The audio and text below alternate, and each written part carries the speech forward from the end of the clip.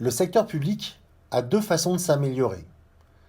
Soit il met en place des outils de gestion efficaces qui optimisent la dépense publique, soit il imagine de nouvelles solutions qui permettent de rendre un service meilleur à coût équivalent ou même moindre. Dans le premier cas, on enlève ici pour rajouter là, bref, on fait des équations à somme nulle.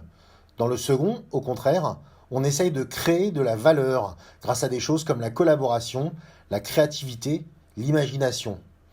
On essaye d'inventer des équations à somme non nulle. C'est de cette volonté qu'est née l'innovation publique en Europe. Au Royaume-Uni, elle a été créée après la cure d'austérité des années Thatcher. Il fallait trouver des nouvelles solutions sans revenir au niveau de dépenses publiques des années 70. Au Danemark, où la culture du design est forte, on a tenté de l'utiliser sur l'action publique pour arriver à rendre les choses meilleures. Dépenser moins, dépenser mieux, faire de la plus grande qualité, utiliser le numérique, écouter plus les gens. À chaque fois, c'est un mélange de tout ça qui a fait émerger l'innovation publique. Le numérique est en fait un peu à la base de tout ça. Non seulement parce qu'il offre de nouvelles solutions, mais aussi parce qu'il a déclenché le besoin d'innovation. En effet, il a changé les habitudes de vie des gens. Ils ont accès à toutes les informations possibles dans leur poche. Ils ont l'habitude de donner leur avis sur les réseaux sociaux et sur les forums. Ils se sont aussi habitués à des réponses instantanées, des services gratuits et des possibilités d'échange grâce au collaboratif. Donc, les comportements et les attentes ont changé et les gens attendent de l'administration qu'elle soit aussi simple d'accès que les autres services. Le numérique est un plus dans l'innovation, quand il croise des données pour proposer des services innovants, ou quand il offre des opportunités nouvelles, comme faire des démarches le soir ou le week-end. Mais le numérique n'est pas une fin en soi. L'innovation publique, ce n'est pas seulement de l'innovation technologique, c'est aussi de l'innovation sociale. Et si le numérique contribue à déshumaniser, il n'est pas innovation, il est régression. On est bien dans l'humain d'abord et la technologie à son service, et pas le contraire. Il existe des particularités quand on veut innover dans l'action publique. Elles sont au nombre de 3. La première, c'est que action publique, ça veut dire contrôle renforcé, cadre juridique, procédure, délais légaux. On pourrait facilement en oublier ces objectifs au profit de la procédure.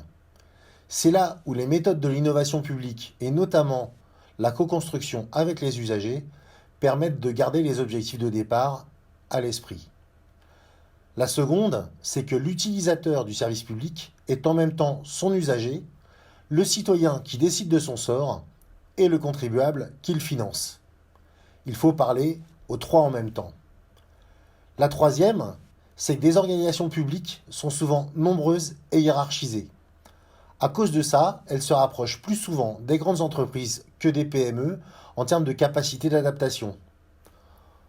Au-delà de 250 salariés, on considère qu'une entreprise n'est plus une PME. Mais 250 salariés, c'est une mairie entre 10 et 15 000 habitants. Il y a des centaines de collectivités plus grosses. Difficile d'être agile dans ces conditions. Si on doit résumer tout ça, l'innovation publique, c'est utiliser l'imagination, la créativité, la collaboration pour inventer de nouvelles solutions en s'appuyant sur des méthodes que nous allons découvrir tout au long de ce MOOC. L'innovation publique a des caractéristiques communes avec l'innovation en général. Utilisation du numérique, à bon escient. Utilisation des outils issus du design et des sciences humaines. Besoin de collaborer avec les acteurs du projet. Mais elle a aussi ses particularités liées aux principes et aux caractéristiques du service public. Alors pour conclure, pourquoi se lancer dans l'innovation publique ? L'innovation publique, pour un acteur public, c'est souvent faire mieux avec moins, c'est obtenir des résultats rapidement, c'est repartir du quotidien des gens, et ainsi c'est redonner du sens à son action.